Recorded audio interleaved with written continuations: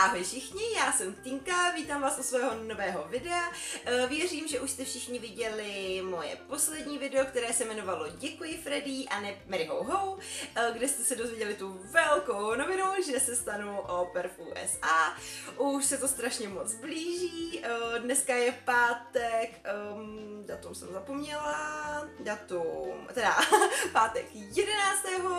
V pondělí 14. už odlétám, takže to znamená, že mám poslední 3-4 dny, protože pátek, sobota, neděle a v pondělí ráno už letím.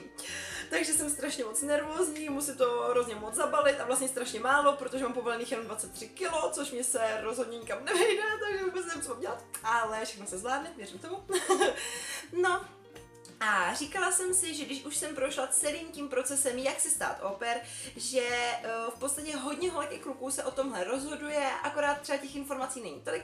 A tak jsem si říkala, že bych vám teď mohla dát takový návod, prostě ukázat vám celou tu cestu, jak se stát au pair. Takže kromě toho, že to samozřejmě začne nějakým přesvědčením, že rádi pracujete s dětmi, protože opravdu rok se budete starat o děti, takže to tam je asi důležité. Také samozřejmě chcete poznat život v USA. Můj další důvod je samozřejmě tancování, takže prostě každý máme nějaké své důvody. Ale když se tedy rozhodnete stát au pair, budete samozřejmě na internet, existuje spousta agentur, které au pair zprostředkovávají. Já jsem si vybrala agenturu Culture Care, je to tedy z důvodu, že od nich letí i moje kamarádka ve stejné datum jako já, ale také proto, že co jsem tedy slyšela, tak tady ta agentura má asi úplně největší zázemí rodin v USA a také jejich velkou výhodou, teď nevím, jestli to budu říkat úplně správně, ale agentura Culture Care je v podstatě po celém světě a zázemí má přímo USA, kde spolupracuje s americkou vládou, když to ostatní agentury, které zprostředkovávají au pair, to zprostředkovávají jenom pro další agentury. Takže si nejsem jistá, jestli to úplně pochopitelné, ale prostě je to taky jedna z velkých výhod, takže jsem se rozhodla pro ně.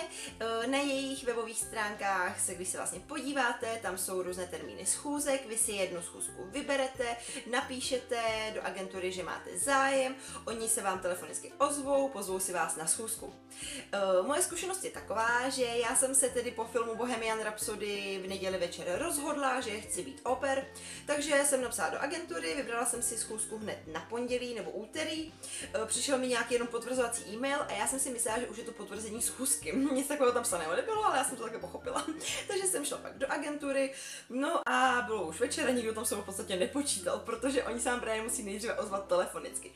Ale byla tam ještě slečna z Culture Care, která mě teda vzala, tu schůzku se mnou i přesto udělala, což teda už tohle to strašně moc oceňuju, protože to mi přišel strašně super přístup, že i přesto, že jsem tu schůzku neměla potvrzenou a nebyla tady žádná v plánu, že i přesto se mi věnovali a tu schůzku se mnou udělali, takže už jenom díky tomu velké plus pro Culture Care. Takže schůzka tedy probíhá tak, že komunikujete se slečnou, která sama byla au pair, což je neskutečnou výhodou, že ona opravdu s tím sama má zkušenosti, takže vám vlastně nejlépe k tomu má co říct. Poví vám právě, jak ten program probíhá, co tedy od toho očekávat, ptá se vás, co očekáváte vy, je to takový rozhovor mezi vámi, abyste si ujasnili, o co vlastně jde, o co vy máte zájem, co oni vlastně hledají. Pouští vám tam různé prezentace, jsou to taková motivační videa, která když vidíte, tak úplně si říkáte jenom, já chci být au pair, já nechci být nic jiného.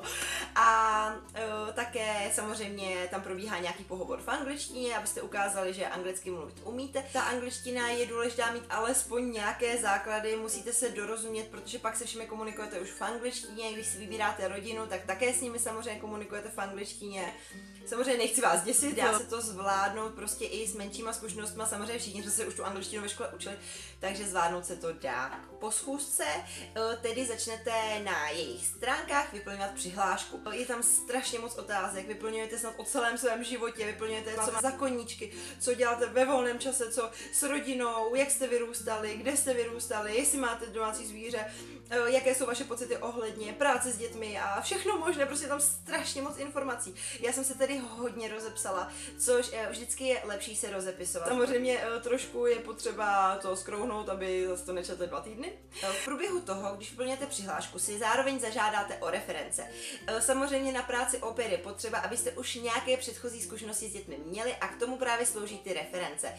Holky, které hlídaly děti, napíší právě do rodin, kde ty děti hlídaly. Já jsem napsala do vedení cestovní kanceláře Fisher, protože tam jsem pracovala jako animátorka s dětmi. Pro druhou referenci jsem napsala svoji kolegyni, s kterou jsem pracovala jako animátorka. To jsou 2 pracovní reference, ty jsou potřeba minimálně 2. A pak je 1 minimálně osobní reference, kterou vám může napsat kterýkoliv z vašich kamarádů nebo blízkých přátel. Nesmí vám ji psát rodina.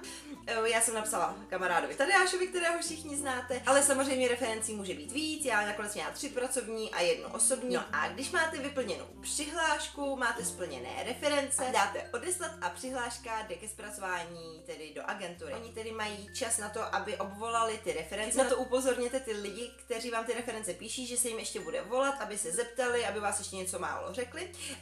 Není to povinností, ale je velice dobré natočit video. Něco jako natáčím teď já tady pro vás, stačí říct něco o sobě, ukázat třeba videa ze zkušeností s dětma, fotky s rodinou, videa s rodinou, prostě jenom abyste představili sami sebe, protože přeci jenom některé rodiny nebudou mít čas pročítat celý váš profil a v tom videu přece jenom už vidí vaši osobnost, vaše vystupování, takže určitě doporučuji to video natočit, agentura vám to taky určitě bude doporučovat a je to samozřejmě lepší, že ta rodina vás prostě už vidí. Tak, když vám tohle všechno schválí, tak dostanete svůj vlastní profil na Culture Care, kde máte tedy vyplněné všechny ty věci, co jste uváděli do přihlášky, vidíte tam to své video. Ještě minimum, co tam musíte dát, je 5 fotek, maximum je 20, já jsem tam tady dala 20. V tu chvíli se vám ozvou, nebo alespoň mě se ozvali z Berlína, myslím si, že všem asi z Čech se ozývají z Berlína, kde vás pozvou na workshop, který probíhá přes takovou něco jako Skype. Je tam více budoucích au pair a je tam jedna právě zase zkušená au pair, která pracuje v agentuře. Workshop probíhá o tom, jak si vlastně vybírat rodinu.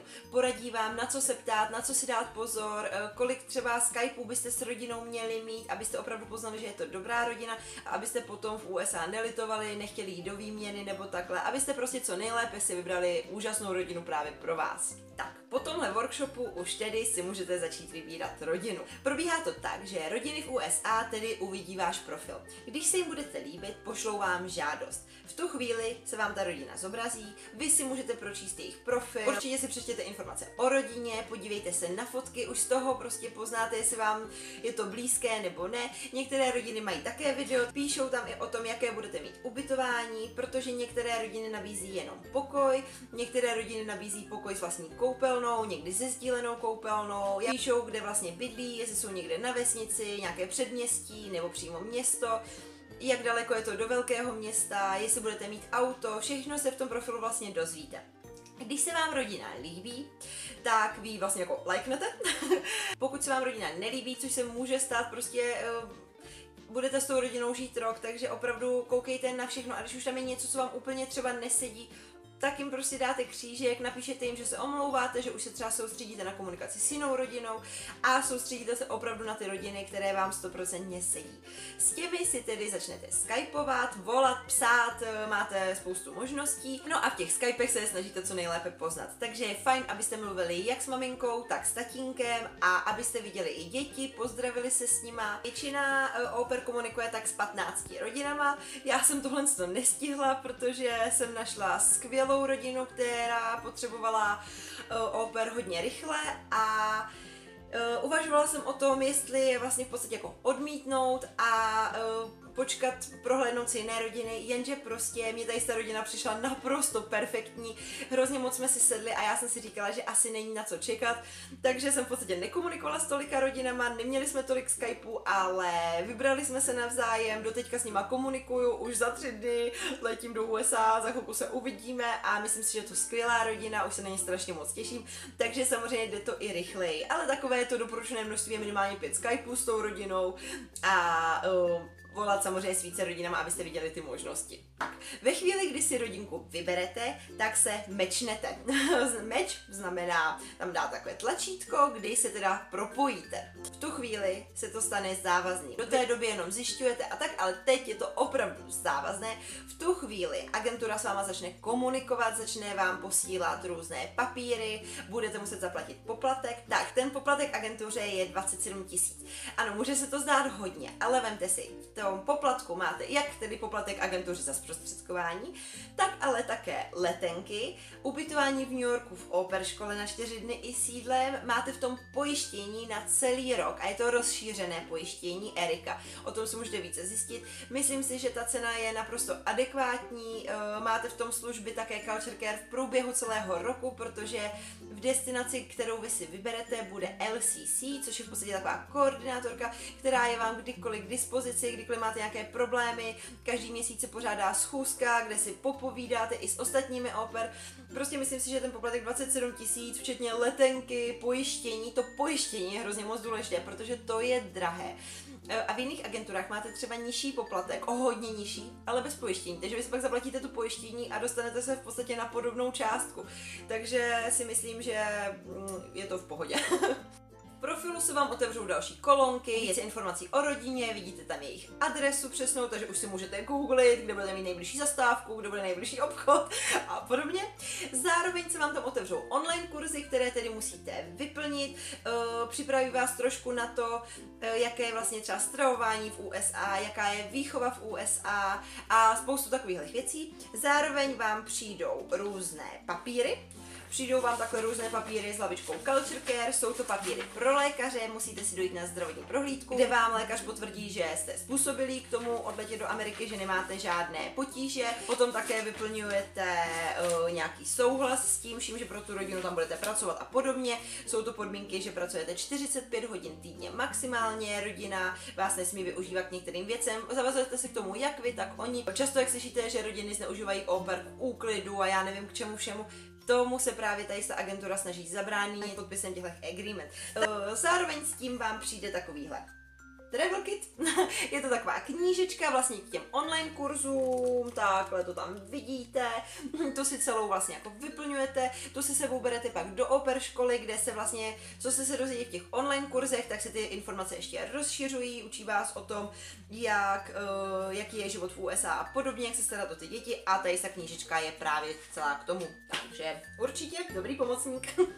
Do agentury pak ještě také posíláte okopírované své maturitní vysvědčení nebo nejvyšší dosažené vzdělání, výpis z rejstříku trestů a podepsané tady ty věci. Také okopírovaný řidičský průkaz, protože ten je k tomu také potřeba. Jak jsem tedy říkala, poplatek je 27 000, vy si ještě k tomu můžete za nějakou 1000 a něco zaplatit pojištění. To pojištění opravdu doporučuju, protože nikdy nevíte, co se stane. To pojištění se vztahuje na to, že ve chvíli, kdy vy byste nemohli odletět, tak se vám vrátí celý ten poplatek 27 000 a nehradíte náklady spojené s letenkou. Je to opravdu praktické, protože nikdy nevíte, co se stane. Třeba teď v zimě můžu klouznout na ledu, zlomit si nohu, cokoliv a v tu chvíli by to bylo nepříjemné přijít o celých těch 27 000. Tak, další krok, velice důležitý, musíte si na americké ambasádě zažádat o víza. Tohle za vás agentura udělat nemůže, ale i tak vám pošlou návod, kde vám přímo napíšou, jak přesně tam vyplnit jednotlivé kolonky, protože ono se to nezdá, ale je to šílený. Za prvé, musíte mít platný pas.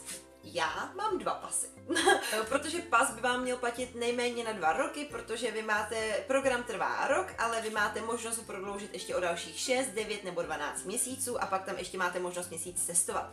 Mně platí pas na rok a půl, takže jsem potřebovala nový, ale zase se to nestíhalo tak, abych si stihla do toho nového udělit víza, takže mám víza udělené ve starém pase, která platí na ten rok a tady mám nový pas, kdybych prodlužovala. Tak, vy půjdete na stránku ambasády. Je to tedy docela zdlouhavý proces, vyplňujete tam různé kolonky, také se vás tam tady na tisíce věcí.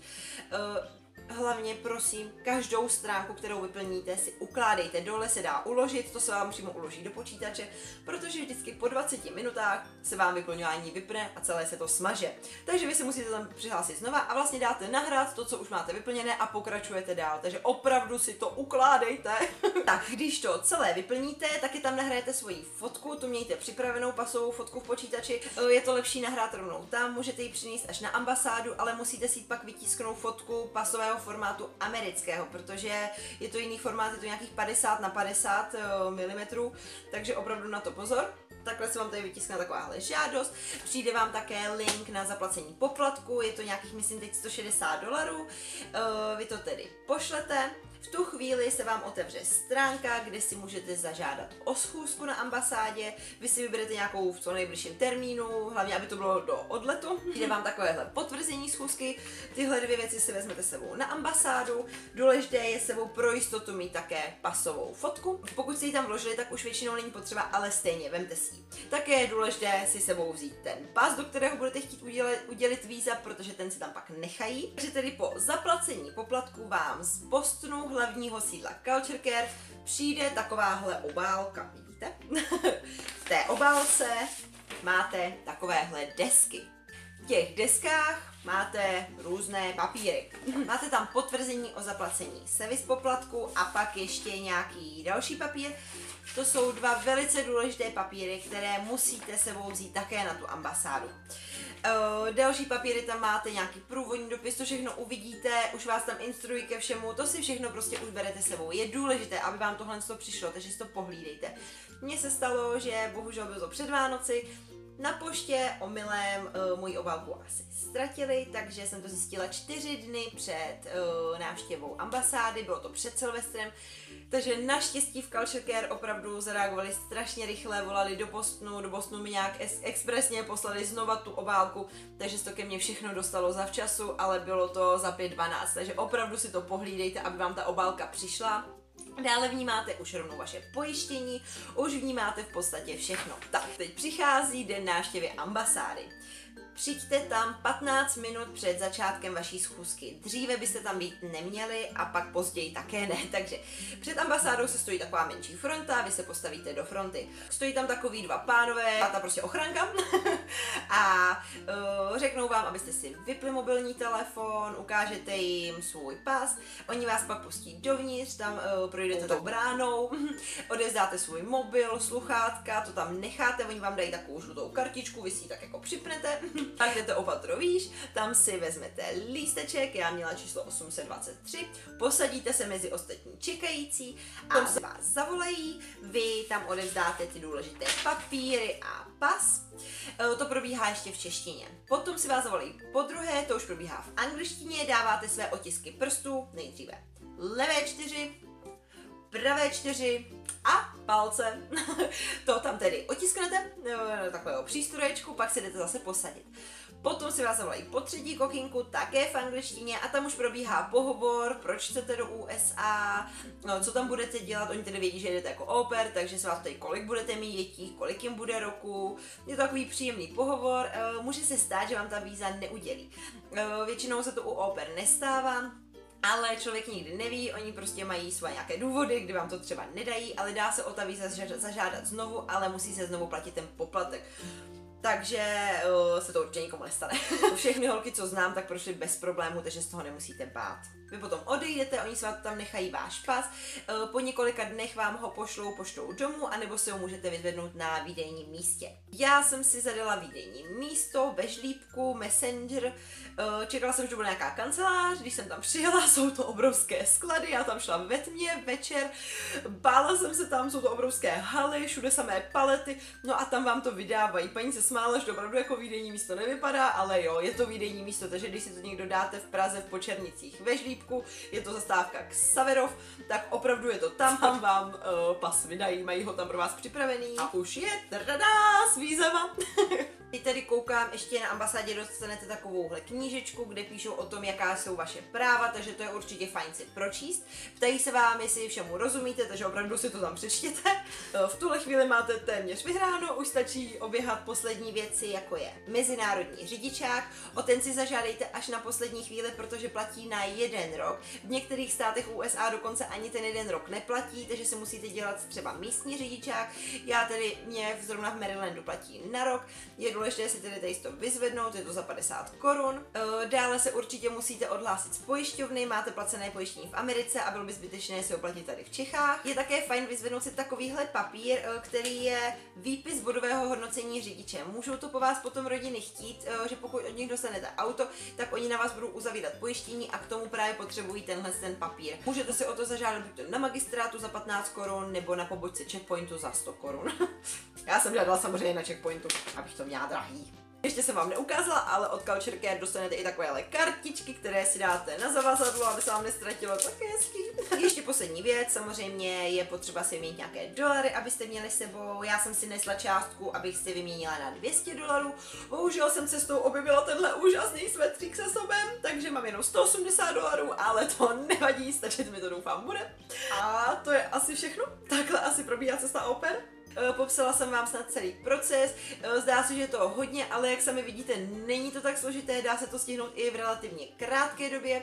Navíc agentura Culture Care je naprosto úžasná, jsou vám nápomocní, opravdu i v případě mých všech komplikací se vám okamžitě snaží pomoct, všechno řeší hned. Za mě mají 1000 jedniček a doufám, že takhle bude pokračovat dál v Americe. Teď zbývá poslední, zabalit si zavazadla, stále se mi to ještě úplně nedaří, ale říkala jsem si, že bych vám mohla udělat video o tom, co si zbalit a nezapomenout do USA. Na doporučení svojí sestřičky Markétky jsem se rozhodla, že ho nebudu natáčet v Čechách, ale až v USA, protože samozřejmě až tam se dozvím, co jsem zapomněla a nevzala jsem si sebou. Takže bylo to takové trošku delší video, trošku moc povídání, ale já věřím, že se vám i tak líbilo. Doufám, že bude přínosné pro všechny, kteří uvažují o tom stát se au pair a i pro ty, které to třeba nikdy nenapadlo a teď o tom začnou uvažovat. Následující video už se můžete těšit na cestu do Ameriky. Já budu ráda za všechny lajky i odběry. Vy víte, že stačí jenom kliknout na myšku. Takže moje poslední chvíle v České republice. Mějte se krásně, já jdu asi brečet, balit a nevím co. Ahoj.